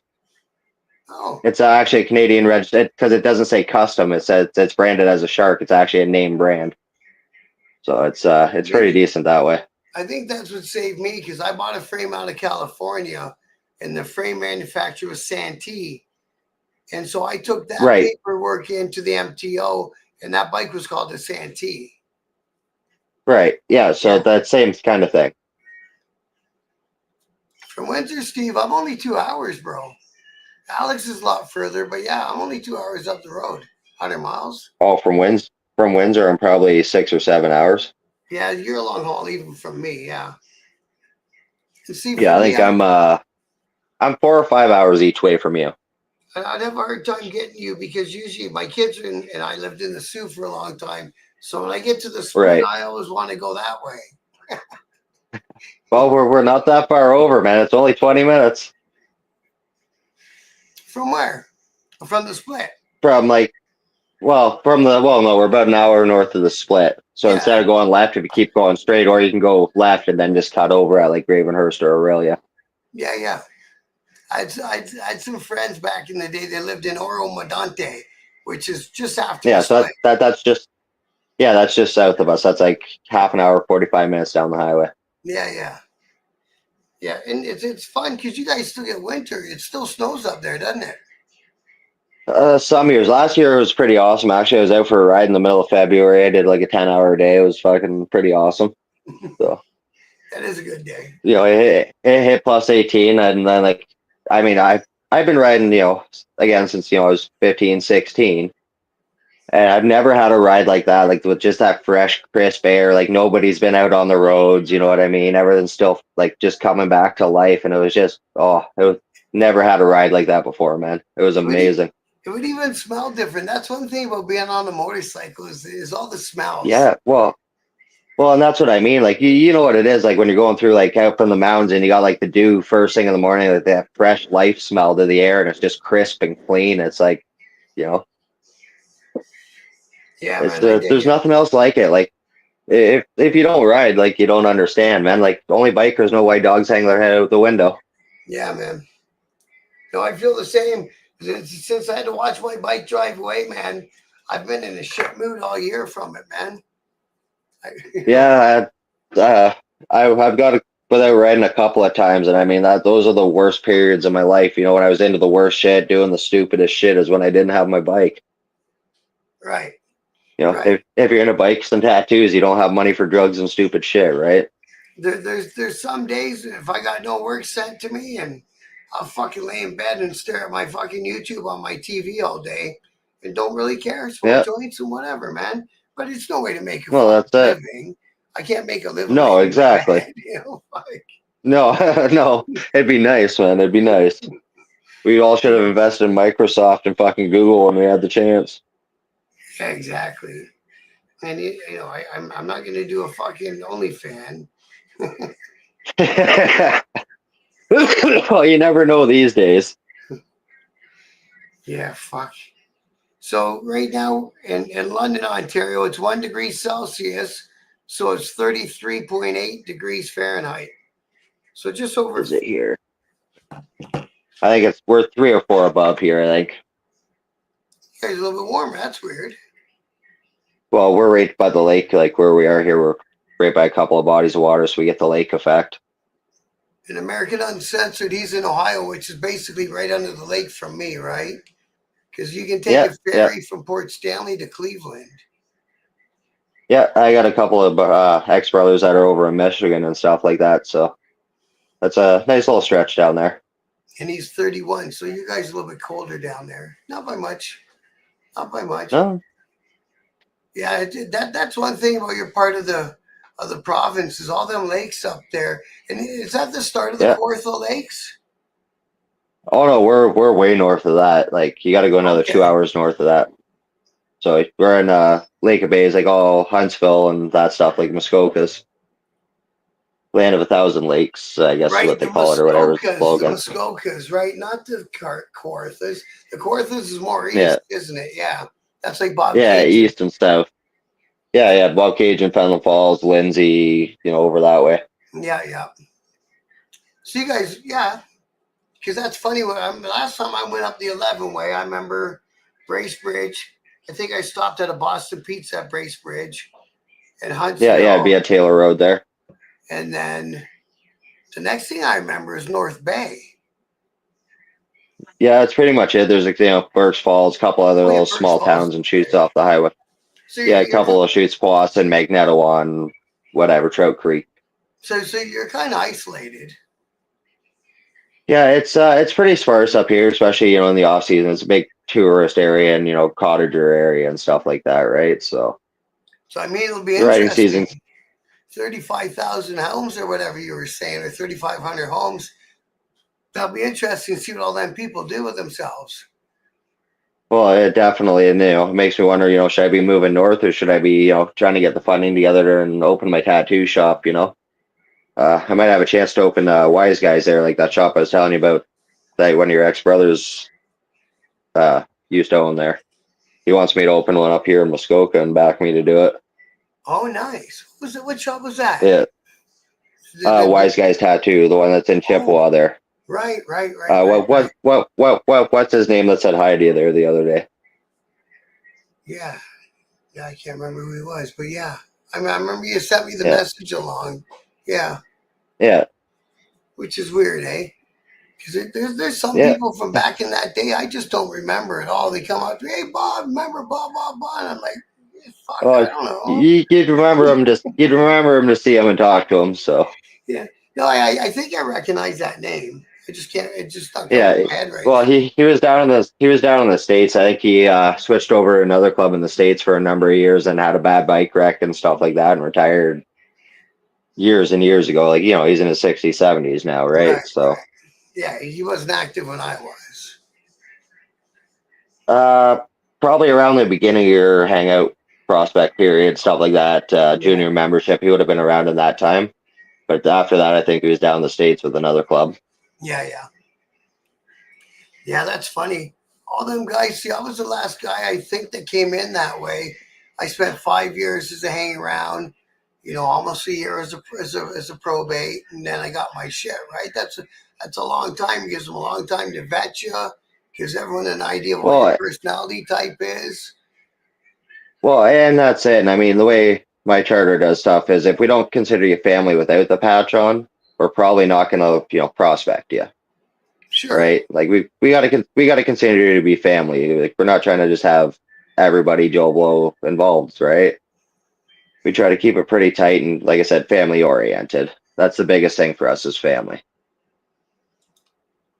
No, they're expecting a foot of snow in Alberta by Saturday. That don't surprise me though. Alberta is way more Apparently, outdoors. just north of us here in Huntsville, there apparently this morning had about an inch of snow coming down. North Bay got hit again for the second time already. Is it sticking yet or is it melting? No, no, fuck. If it was sticking, I'd be crying right now. I'm still praying to get one more ride. You think Actually, it was so? funny. My girlfriend just went for her first ever bike ride the other day, and it was like two above or something like that, something stupid. We Jeez. went all the way out through Rosso and down along the lakes, and yeah, big 2 hour tour, first ever bike ride. Snowmobile suits or you roughed it out? Oh fuck no! I was just wearing a couple, my club hoodie, my vest. You know what I mean? Couple layers underneath. They were all wearing gloves and their leathers and their jackets and stuff, and yeah, just kind of go. You know how it is, man. We ride through everything. We're not fair weather riders, man. No, I remember. Yeah, I can honestly say, I've ridden through tornadoes on the one hop through Utterson up here. I've ridden in snowstorms, fucking piss and rain, hail. See, we took our bikes up to Sault Ste. Marie one time and we trailered them up, but we rode them around the city because it was a funeral for our brother, right? So we took our Right. bikes and it was the dead of winter. It wasn't too fun, but whatever. It's what you do. Look at this last winter, we got Yeah, well, stuck I in the mean, polar vortex. Holy fuck, minus yeah, 50 for 3 weeks. We didn't get that polar vortex, did we? yeah, no, no, they got fucking hammered over there. Tiny there was telling me out east that fucking there was like 3 weeks they couldn't even start the big trucks and stuff. It was too cold. Starters wouldn't even turn over. Jesus, fuck that. I got a buddy who lives like, when you turn the corner at Thunder Bay and you start going towards Winnipeg, he's out there somewhere, Fort Francis, I think, and they get that kind of Okay. winter. They get stupid winter. Yeah. Oh yeah. Well, that's it. I got a couple of buddies way up there in the north, like I think it's Fort McMurray or Redfield or whatever the fuck it is.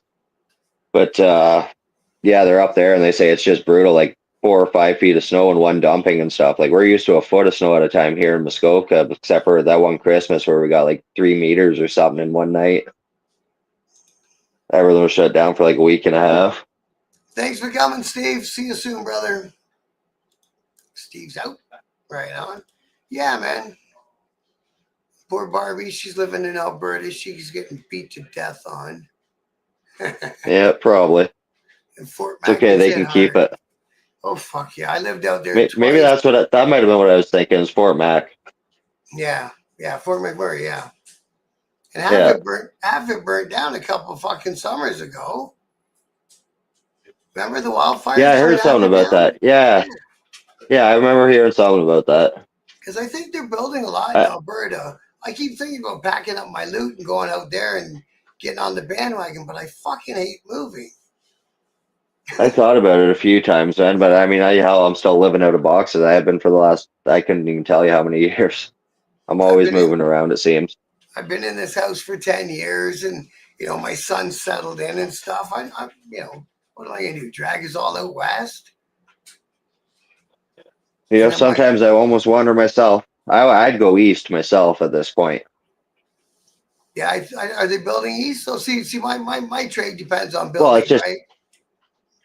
property's cheap out there, right? You could buy property and Cheap, develop out there. cheap, Like, cheap, cheap. I mean, you can get, think about developing oceanfront property, right? Hold on to it for a couple of years. Like, you could run the business here and still afford to live out there. Yeah, that's true. You're not going to start barking, are you, buddy? You tell me about it. The dog's always got to have something to say when I'm having an interview. Every time. Actually, actually, I'm surprised ours aren't going off, man. The big Mastiff and fucking the Roddy Corso. You got mastiffs? My brother's got mastiffs. He loves mastiffs. Yeah. That's Mom and Pop's is there. He's a rescue he got from Mom. I think he's 6 now. They got him at 10 months old and rescued him. And then mine was also a rescue. I got her at, I think, 13. I don't even think she was 13 weeks. He tried to rescue So, one at 2 years old, and it was too late. The damage was done. The people had locked it in the basement, and they were terrified of the dog. So yeah. then my Yeah, brother it's not. gets a dog, and he's a big dog, and you could see his Right. eyes change. And when his eyes changed, you couldn't stop whatever he was up to, right? Like whether he's coming after Well, you and or that's whatever. it. So they Right. ruined that Well, dog. and that's it. But well, and that's it. And that's again comes back to what we were saying about like vets and stuff like that, the PTSD and the traumas, right? Like it's just not something you can just overcome. Right. Right. My brother didn't end up keeping it. He tried. He tried for like a year and he couldn't do it. And he's had a bunch of mastiffs. That's what he said he'd Right. take it, right? But he couldn't do it. He couldn't get through to that one. Well, and that's it. And I mean, as much as we wish we could save everybody, we can't always save everyone, right? Some people are just beyond it, and then you can't help those who don't want to be helped and stuff as well, right? Yeah. So, and Yeah. that's a hard one for me. I gotta remind myself all the time is you can't help people that don't want to be helped. Exactly. You can lead a horse to water, but you can't make it drink. And then you get the ones that mistake your kindness for weakness and take you for a Yeah, ride. that's a very very common thing, especially these days. Yeah. And the ones, Loyalty doesn't mean anything anymore. no, fuck no. The ones that know just exactly what sob story to tell you to work you, I do. and they just keep going at it, right? It's like, fuck that. Yeah. But yeah, Yeah, well, and that's it. That's it, right? And then you always got the fucking snakes and everything else that comes with it all. So it's I so try to stay funny. away from all that shit. But I don't like people, man. It's, even as a tattoo artist, I hate dealing with the public, man. I hate it. That's why it's been taking me so long to get here on video with you. It's like, I hate the public, man. I do. I hate them. And You I get so used to sick be, of dealing with them. well, yeah, I used to be a big firm believer in people. And then I started a business that meant life or death to me. And I watch how many people will fuck you and just don't Hmm. even think twice about it. It's like, that Yeah, was my yeah, it's, mortgage payment, bud. And then they just walk away. oh yeah, yeah. No, there's times where I've done nice things for people, or let buddies finance tattoos and stuff like that, and I'm out, 15, 20 grand or fucking whatever, right? Like full back pieces, full sleeves. Oh, Trekkie, ha, Trekkie Rob's actually messaging me Oh, now. is he? Yeah, he was just shooting me a message. I guess he's watching somewhere in there. Right on. Good.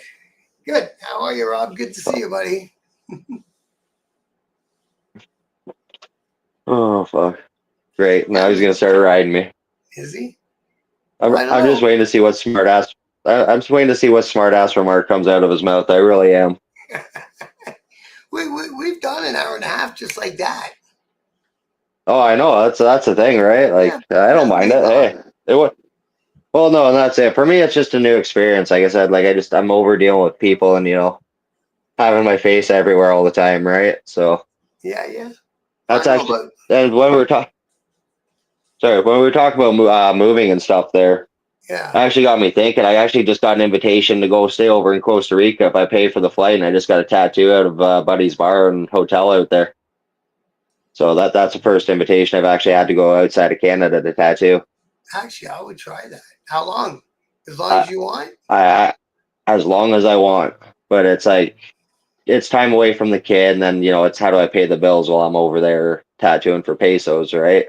Yeah, that's true. That's true. Yeah, yeah. The currency's not worth very much. No, exactly. Well, and I mean I get that it's on a resort as well, so it's I don't know. It's something I have to give a lot of thought to, right? I'd have to Well, go over a couple of times, check it all out, and see yeah, what yeah. it's like over there Yeah, before. do your research because what if it's something you regret doing and you're locked in or something, right? Well, that's it. What happens if I'm locked up in some third world fucking Puerto Rican company, right, or country or whatever, right? No, Barbie's Barbie's like, I've been binge watching Ink Master. Being an artist must be tough when you don't want to deal with people. Well, Yeah, it is because the public are savages. They could come in, you could give them exactly what they ask for. It'd be completely perfect in everything. And 10 minutes later, they're calling you, demanding for a refund or trying to say there's fucking errors or they didn't want this really? piercing or, oh, it was supposed to be on oh, dude, the public are just Wow. savages and idiots. Everyone's a Karen. Wow. I've never heard of that in the tattoo world. That's Hold fucking on, I got to crazy. see what Rob's saying here. Oh, yeah, it's Rob's telling me I'll be in jail in another country. he told me you're a twat. Yeah, I thought he called me a twat too. Hey, it's okay, man. He's burnt. He's burnt bacon, man. Just keep telling him he's burnt bacon. What's his road name? Uh, Commodore something or other. I honestly don't know. I call him Trekkie Rob. Like Yeah. I just call him Trekkie Rob. That's what I know him as. That's what my whole club knows him as. No, he's a good guy. I always liked Rob. He was No, man, he's good. Like I said, you got to get out and have a beer with him sometime, man. The stories that guy has are just phenomenal. Like you yeah. can sit there for 2-3 hours and not even realize you're pounding back drinks with him, just carrying on. Oh, Silverback. That he just texted me, Silverback. I'll help you. Well, why don't you comment that on the fucking page instead of messaging us privately, dude? Jesus, Yeah, quit being such a shut-in. He sees all the same people. He's like, fuck that. I was up against 7 people the other day. These are the audiences though. These people are like loyal. They jump from channel to channel to channel. I love having these guys around. Yeah, man. And they throw in good questions and good comments and stuff too, right? Yeah. So actually, back to that question there. I was just thinking about that. It's not that it's really hard being an artist when you tend to not want to deal with people. It's not wanting to deal with the public. Like I kind of pick and choose what I do now. You know, even with the clothing and merchandise, like I try to help a lot of the clubs and stuff like that, and offer discounts, especially with my tattoo services to club members and stuff. But I'm picky about it now. Like, yeah, you have to be by referral. I don't just tattoo whoever off the streets anymore. I'm just kind of over that stage. Yeah. After 15 years of doing it, I'm not open to the public. You don't have the flash everywhere for $20? No, fuck that shit. Those days are long dead and gone, man. It cost me $100 just to start my machine, let alone start tattooing. Well, if you've got the name and the clientele and you want to sit there and do it for 8-10 hours a day, it's a good paying gig. Well, that's the thing. I wish that's the downside to it. I mean, I have gone back to mainstream income, especially over COVID when my industry died off and the economy still hasn't recovered.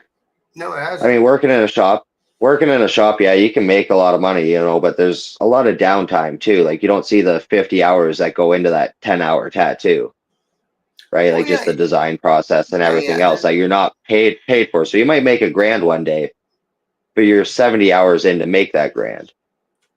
Right. So like you say, there's the behind the scenes shit, and that's the important shit because that's when it's getting drawn and laid out for you. Well, and that's the thing. And a lot of these new age guys have, like AI programs and stuff like that that they use to design their tattoos now and stuff. And you can learn how to tattoo off YouTube, and it's not like back in the day, right? Right. I thought back in our day, there was like 3 or 4 tattoo shops, and you had to wait 6 months to get into one of them. Well, and that's the thing, and that's the way it is up here in Muskoka, especially through the summer and stuff, right? All the shops are booked. There's a bunch of them, but they're all booked up 6-7 months in advance. Well, maybe I should I keep thinking maybe I should jump back into it, open the clothing store and the tattoo studio, and you know what I mean? I keep thinking about it. It's just getting the money together to do it. It's a 60 to 200 grand venture, depending on how big or how elaborate I go, right? What do you want to do? Silk screen shirts? No, I actually do like a bunch of them. I work with a couple of designers for doing my embroidery and like the custom fabrication, like our club shirts with the silk lining and stuff like that are all designer made and embroidered. And then a lot of it newer technology, so direct to garment kind of style stuff or DTF. I use it's a lot of iron on stuff, but it's a lot higher quality than silk screening is. Oh yeah. Right. So it all depends. It all depends on what you're doing, or sometimes I do sublimation stuff like that. What is sublimation? You take out the ink that's there or the dye that's there and put in other dye? You pretty much it prints onto a sheet and it's basically an overlay over the other dye. So it's just re-dyeing the fabric pretty much. Well, that doesn't sound bad. Actually, that sounds like it lasts the longest if it's right in the fabric. It does, but it doesn't, because as the fibers and stuff wiggle, it kind of distorts it and stuff like that. So every time it's being worn and washed and everything else, it's, what I mean, the more it moves is the less it holds. So it'll crack. It'll crack in between the little Well, fibers.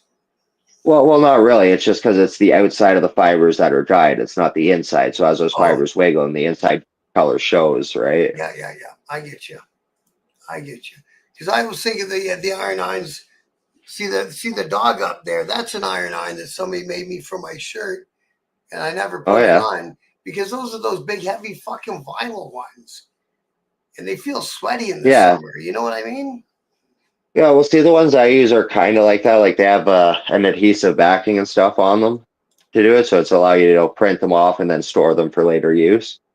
Then just press them out as you need them and stuff like that. And it's like that for the first couple of times you wear, and then once it starts to crack a little bit and stuff, it gets a little more loose.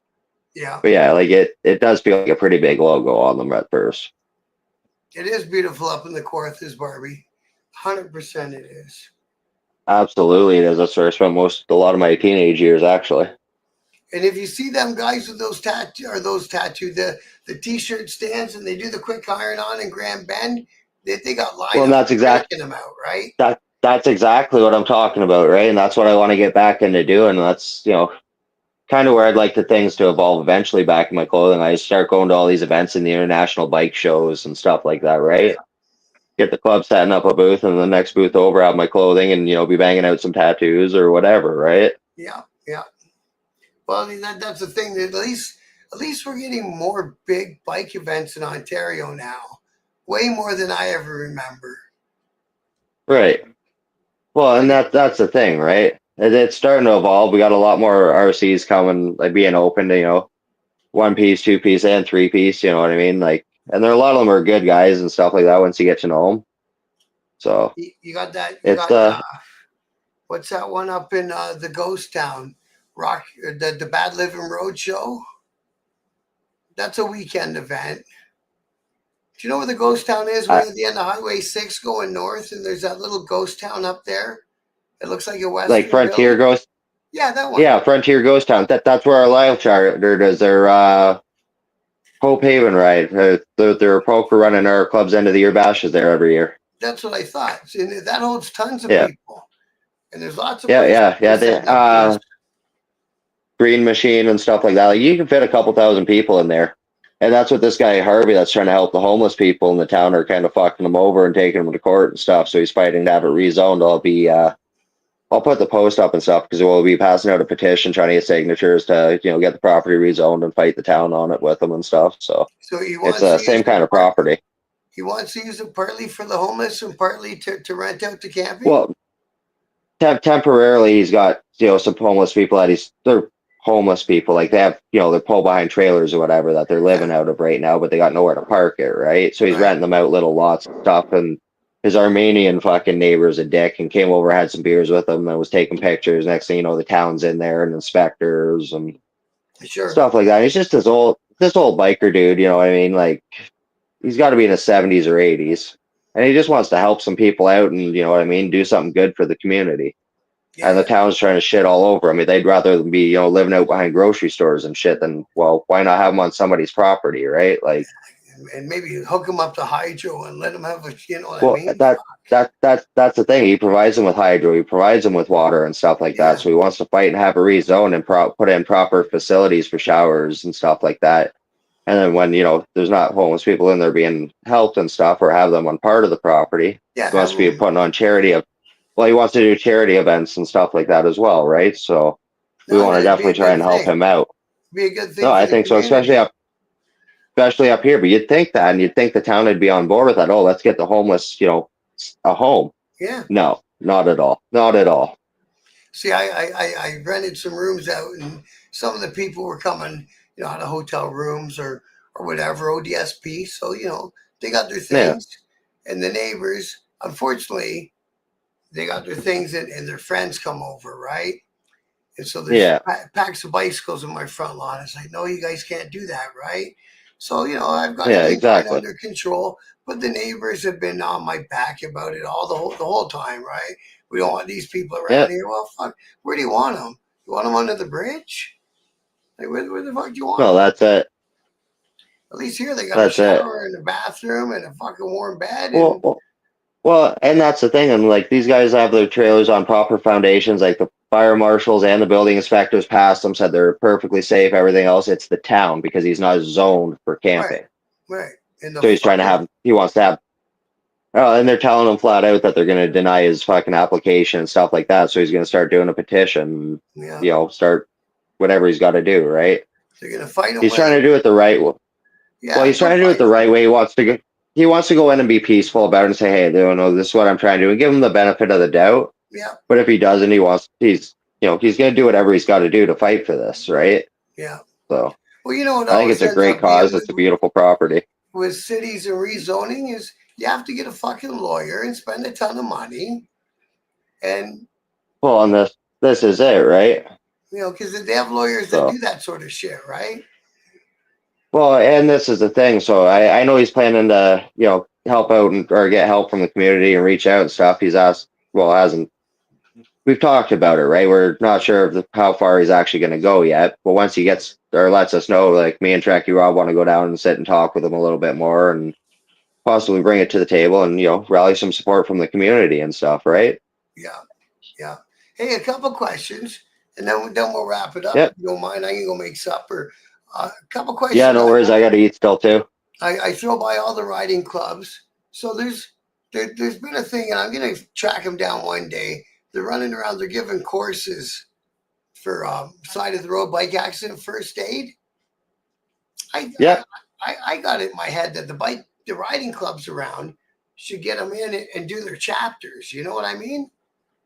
I think that would be actually helpful for a lot of clubs, and not even just for the clubs. I think that'd be a lot of help for civilians. I mean, last year in Ontario alone, we set fucking global records for the most motorcyclists killed.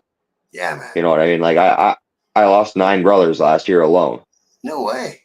Like not from my club, Yeah, but I yeah. mean But just like guys people you I've known knew. that are Yeah, like yeah, brothers to me. yeah. Yeah, yeah. I lost 9 of them last year, Holy fuck, eh? That's fucking or not hard. 9. No, sorry, it was 6. 6, not Yeah, 9. yeah, yeah. But that's still a big number. And like you say, Ontario But was still, like. brutal this year to ride in. Yeah, like well, this year I don't think I only put it on like 8,000 K, and normally I put on 21, 22, something like that. So the past couple of years have just been hard on everybody. I know when I ride in, there's a car coming down the fucking. I got one fucking hand ready to grab the clutch, one hand like fuck, you shouldn't have to ride like Oh that. yeah, Even if no, they got no, the that's it. stuff. That's why I love up here in Muskoka, man. Is half the time you're sitting there cruising up a highway or down some twisty road, fucking hand on your hip, and just laid back, relaxing, and enjoying a nice slow ride. Yeah, man. Like the 401's a There's fucking there's not. nightmare on the motorcycle. You don't know if you're gonna make Oh, it or not. it's suicide. It's suicide. On a good day, it is suicide. Exactly.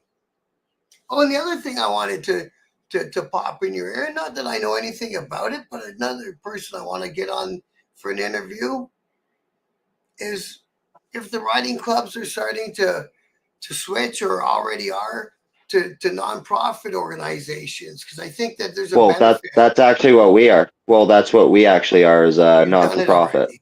Yeah, yeah. So Well, and I don't know if we've made the switch on like technically or whatever for the government thing. yeah. I'm not sure how those politics work. I don't get involved in that stuff. Mhm. But I know we are a non for profit. We don't keep any of the profits. So Right every on, good. year, everything's dished out. Yeah, yeah. So everybody that comes in goes back to whatever cause you said it was going to. Exactly. No admin fees. And that there's a lot of people because I had the guy from the Ride for Autism on, and one of the guys Yep. in the chat was asking, well, does the money actually go to where it's going? Is there admin fees? Because so many of these charities have turned into businesses. Well, a lot of charities have, and that's why we try to stick to the smaller local ones. Yeah. Ours this year is Camp Rhonda. So Yeah. it's a local juvenile diabetes camp for the kids and stuff like that. So Yeah, I remember doing the show about it. Yeah. the biggest thing, and a lot of people don't realize, is a lot of clubs, if you put on a charity event, the money doesn't go to the charity, chances are you're getting shut down. And not in a nice way. Good. And that's the way it should be. Yeah, good. Good. You You should know what I name mean? somebody Like else's name on an event to profit. no, exactly. Then that's it, right? Like it's kind of one of those unspoken rules.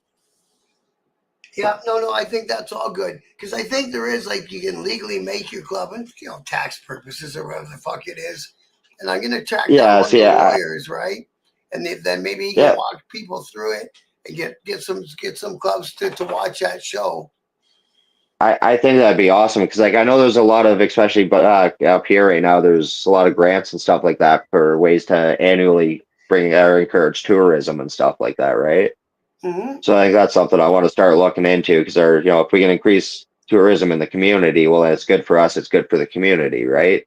Yeah, So, absolutely. so And if I the get government, if there's some government grants that are going to help with that and push that along the way, then you'd have to be insane not to do it, especially as a riding club, in my opinion, right? Yeah, exactly. I need to track down. There's a guy that has ads on Facebook once in a while. I'll track him down, see if he wants to sit and do an interview Yeah, or whatever. yeah, that'd be awesome. Yeah. All right, bro. You know what? I think I'm fucking. I'm gonna go and make myself something to eat and Yeah, I think I'm all going to do that the same stuff. thing here, man.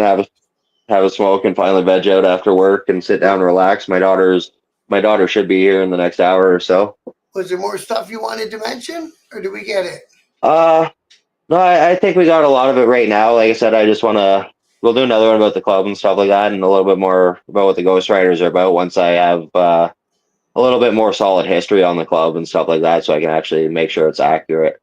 And In 15 years, it's just so you and your sorry. club know, there can be more than one guy on your side. I can send that link to Yeah, multiple people. I'm working on that. A lot of us just don't like to be in front of the camera. Like I said, I spend most of my time trying to stay out of the cameras, right? I get it, Old but habits die hard. just put it out there, right? Oh, absolutely. I'm always telling Yeah, people, man, if you want to do a good interview, man, get on with Bob, man. He'll do it with you. yeah, man. It's always laid back and easy going. Well, absolutely, man. Like, look at me and you, man. Just from that one fucking ad on Facebook, and we go hit it off just like that the whole time. So, Yeah, good. I'm good. I enjoyed it, brother. I hope you did. yeah, man. No, I actually had a blast. It was a lot more laid back than I expected it to be. You get that anxiety never having done it and wondering, how is this going to go? What Yeah, is my response going to be? I do the most laid back one as I can. But all right, brother, I'm gonna let you Yeah. go, okay? And All right, man. Much love, man, and you have yourself a great night. Thank you again. YouTube, and once it's YouTube, you can share it wherever you want. And if you want a copy of it, I can figure out how to download it and send it to you. Yeah, even if you just send me the link to the YouTube page there, and I'll definitely start promoting it and passing it around and send it on off. Beautiful. Thanks again, brother. All right, man. You have a good night. Good night. Thanks everyone for dropping in. It was a blast. Had a really good time with Alex. And we'll see you all again next week, next Thursday, another interview. Good night.